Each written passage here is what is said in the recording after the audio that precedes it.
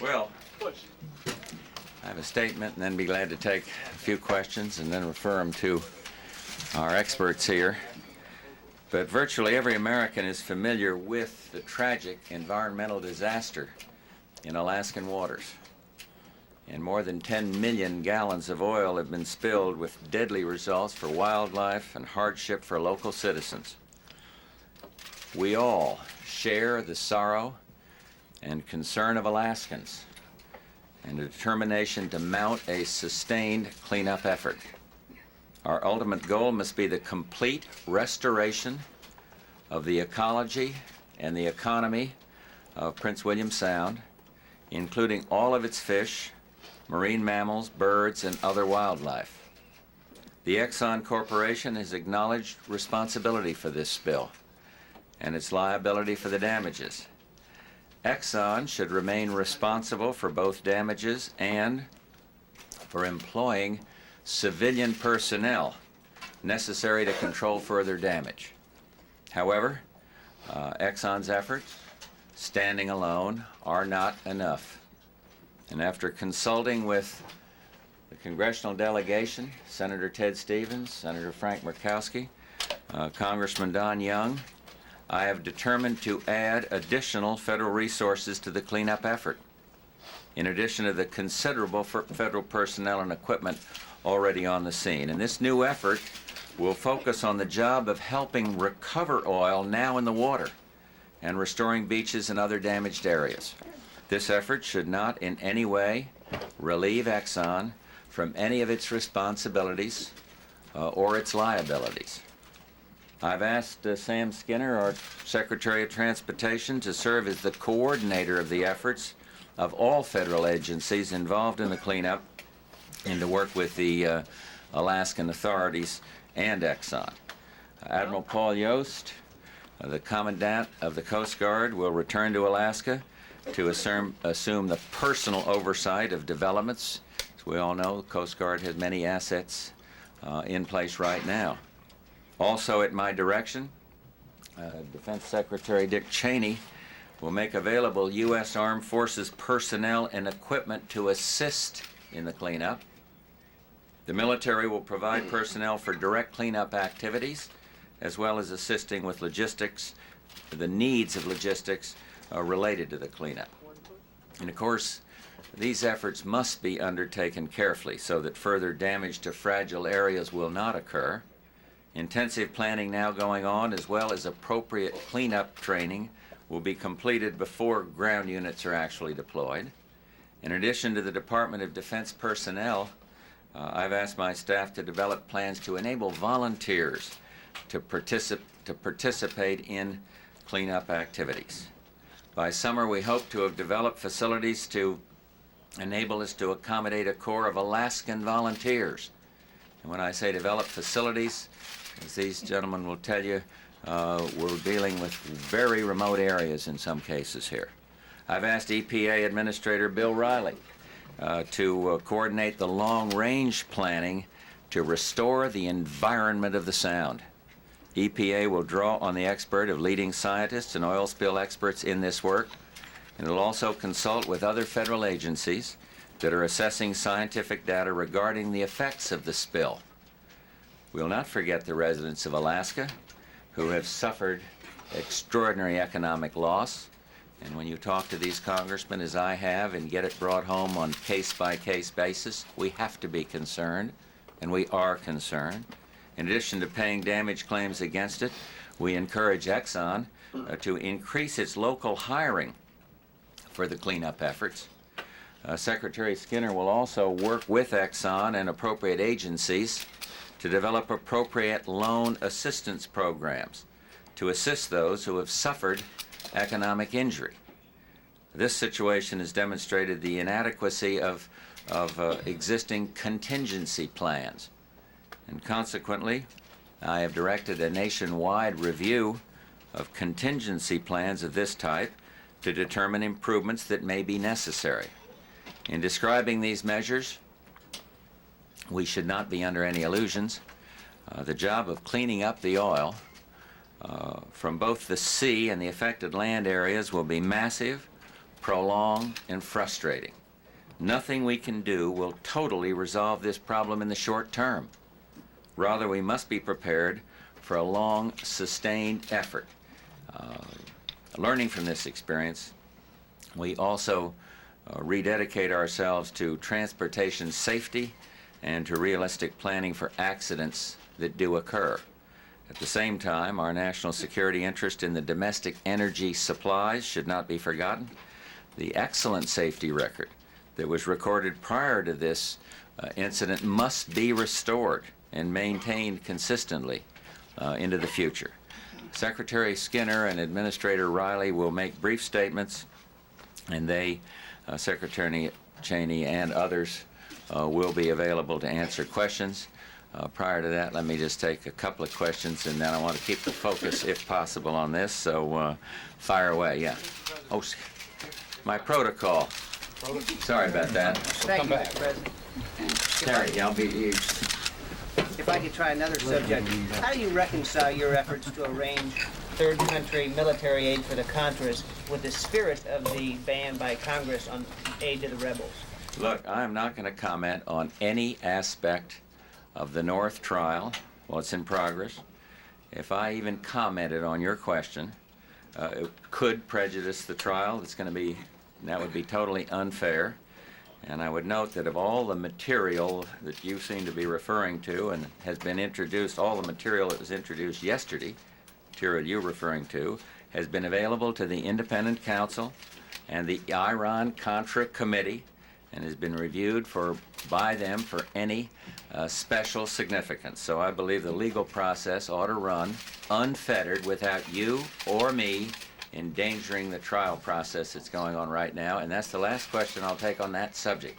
Yes, right here, and then DeFrank. Do you have any reply to Mr. Gorbachev's contention that the foreign policy is taking? This is an environmental briefing here, and we're concerned about the Alaska oil spill. But the answer is no. Let me simply say, we're the United States of America.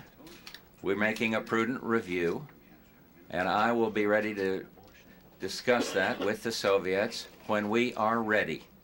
And so, and Mr. Gorbachev knows that there's no foot dragging going on, so I'm not concerned in the least. Now we go. Okay. A number of local officials in Alaska, as well as Alaskan residents, have been complaining virtually since this spill took place for a greater federal role.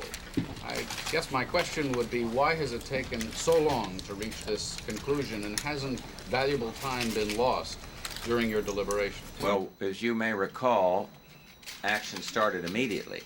The big thing was to get the ship, stop the hemorrhaging, and get that ship moved. I immediately asked the head of the Coast Guard, the head of the Department of Transportation, and Bill Riley to go up there. They came back and upon sound advice, recommended that we not federalize, and let me be clear, we are not federalizing this operation. There is no demand from reasonable people to federalize this operation, and that is not going to be done. So what have we done? The flow was stopped, and let me be very clear, I give great credit, certainly in some of those that are working out there, volunteers, private side, local citizens, company, and everything else for stopping. But I also give great credit to the Coast Guard and to military assets that have already been used in moving equipment thousands of miles to get this stop the flow. And I'll tell you, a lot has been done. I've had a talk here with Bill Riley about protecting the hatcheries, and I don't want to make premature judgments on this, but it looks like the 5 hatcheries may have been saved. And now is that an overstatement? And now the cleanup phase comes, and it's the time when we can step up some activity. So something is going on. I'm not about to defend the status quo, but there is no desire on our part to federalize. We're not going to do it. And I think it's fair to point this out. I think the priorities were right. There is 4 times as much oil in that ship as spilled out of that ship. And it was important to stop, to be guarantee, even in rough elements up there that no more escape. And so some things have happened. It was prudent to contain that spill, and so the process is going forward. Yeah, Brett. Do you have a sense yet of how much this federal effort is going to cost?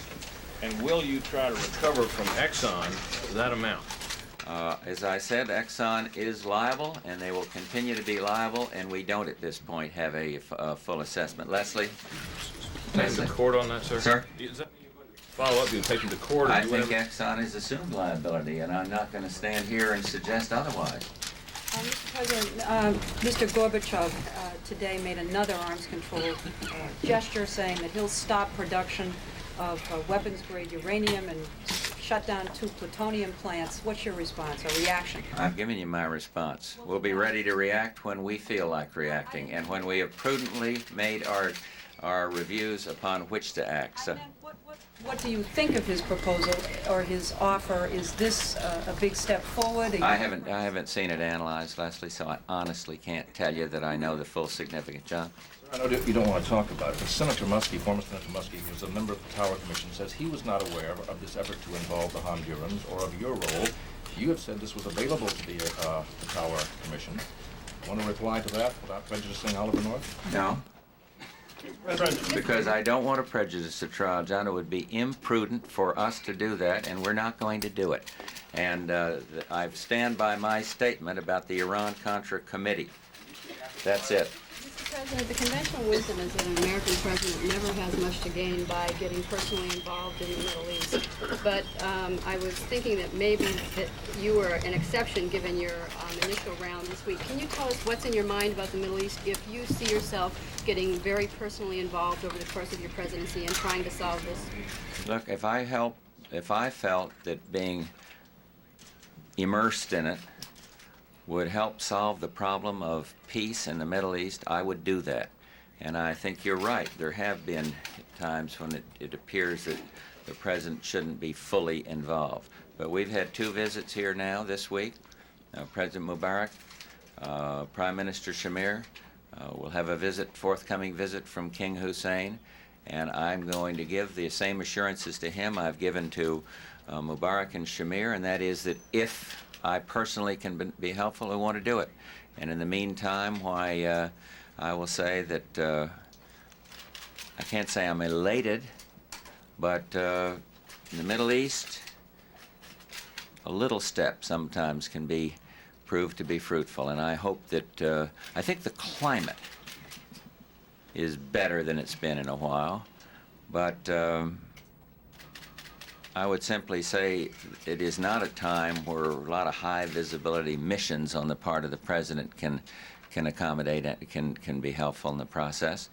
But I want to leave you with the view that it is of deep concern to us, particularly the violence in the West Bank, and so and I think both leaders that I've talked to so far know my personal feelings on this, and we're not despairing. In fact, I hope the 2 visits have moved things forward a little bit. Saul? Do your statements today mean that you won't discuss this Contra affair? Yeah, it means I've said all I want to say about it. Look, we're having a briefing on Alaska, and with all respect, did I cut you off? Come on, Saul. You won't discuss it until the end of the Ollie North trial? It means I've said all I want to say about it, because I really believe, on the advice of lawyers, that that's the last thing we ought to do is even be kicking it around to this end. So please accept it when I said I don't want to talk about it anymore, and I'm not going to. So nice try. No, I just let it stand. Go back and interpret what I said. Yeah. Do you believe the PLO should have a role in those independent elections in Israel or in West Bank? I think that the answer is to get on with the elections, and I'd like to. We haven't fully resolved exactly who's going to have a role, but I think that's the matter to be determined between the parties. But I'd leave it right there. I'd leave it right there. The PLO has people living on the West Bank, as you know, and we want to see elections that are free and fair there. Yeah, Dave? Mr. President, was your statement this week about Israel ending the occupation intended as sort of a diplomatic nudge to Prime Minister Shamir? Should we read something into that I wouldn't read anything into it. I do not feel that the provisions of Security Council Resolution 242 and 338 have been fulfilled, and I wanted to be clear to all the parties in the Middle East that that is my view. And I will hold the party, as best the U.S. can, hold the parties to a full implementation of those resolutions. And so what I was signaling is that the territory that has been ceded for peace is not the end. It simply isn't. Yeah, Ellen, and then Tom, and then we'll go up here. Mr. President, you've used words like deadly, tragic, and disastrous to describe this oil spill. During the campaign, you said you were an environmentalist. Have you had any opportunity to rethink your commitment to drilling in the Arctic Wildlife Refuge as a result of this disaster? Yeah, I've had the opportunity. And decided so. No, I don't think that you compromise the genuine national security interests of this country. And I don't think that you can predicate a sound national energy policy on an aberration that seemed to have taken place in Prince William Sound. And if for those that do, I say, please let me follow logically. Are you suggesting, because of the alleged human error of a pilot of a ship in Prince William Sound, that we shut down all the offshore production in the Gulf of Mexico? Is that the suggestion? If so, I oppose it. And I think we've got to do what I said in this statement.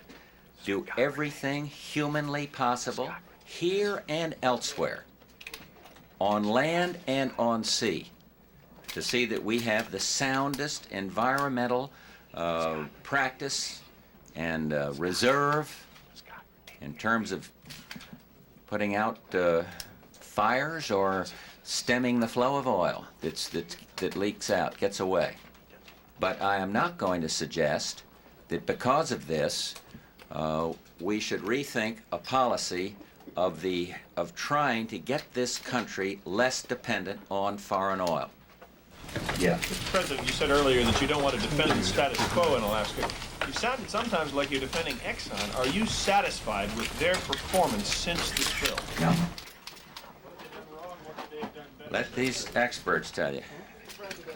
I'm not satisfied with anything about it when we have a risk to the environment like this, because Ellen was telling you correctly. I feel very, very strongly about the damage to our environment there, to the fisheries, to the lives of people involved there, and to all of that. So I'm not totally satisfied. Yeah, I'm going to take two more. We're taking too much time away from the people that are really most thoroughly involved with this.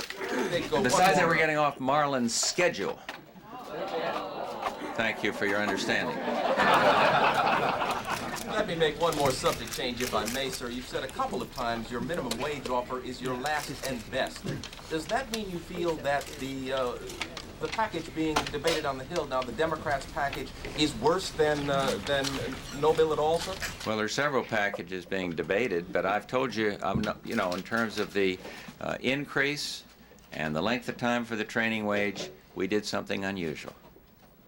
We fired our best shot and last shot and only shot first.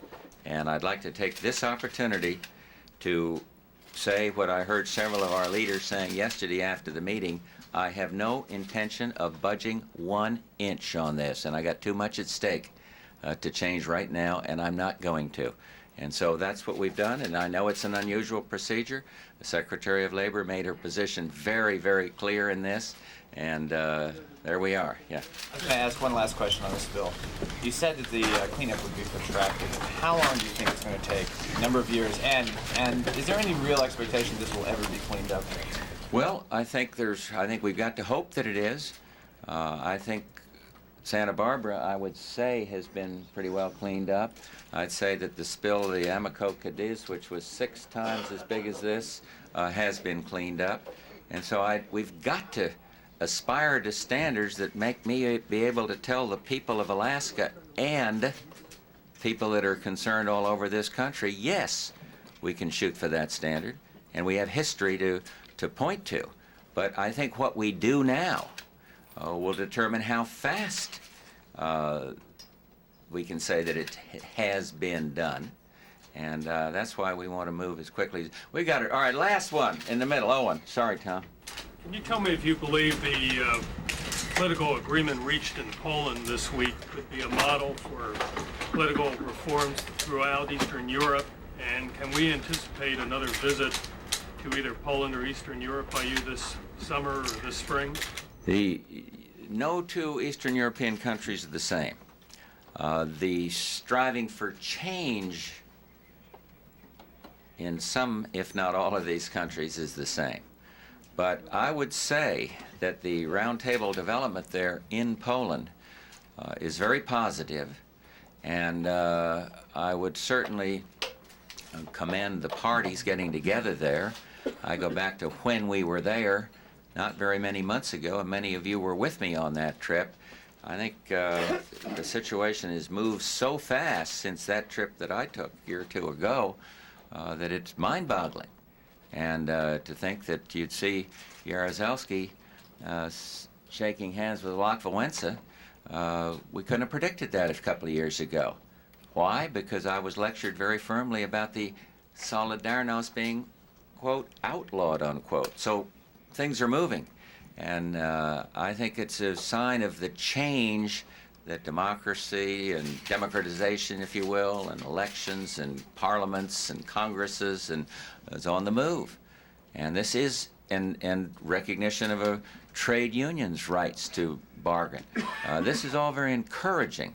But what it means to the other Eastern European countries, and I simply can't tell you. In terms of my own plans, we have not formulated any plans yet. I'd love to go back to Poland sometime. I'd love to go back there, but there's no such plan. I really do have to run, and I'll just turn this over now to Sam Skinner, and I know and the congressmen and senators. Thank you very much, Mr. President. Not at all. Well, good luck, and I Thank hope you we very can. much, Mr. President. We want to help, and we care about what's happening up there in Alaska. Real short, John. All right. I'm gonna be real short. Deflect a few shots. Well, we have already begun immediately to implement the President's program. We've met with the Department of Defense Resources, which Secretary Cheney will talk about in a minute. We have already met with the Exxon people, and we'll be meeting with them again this afternoon.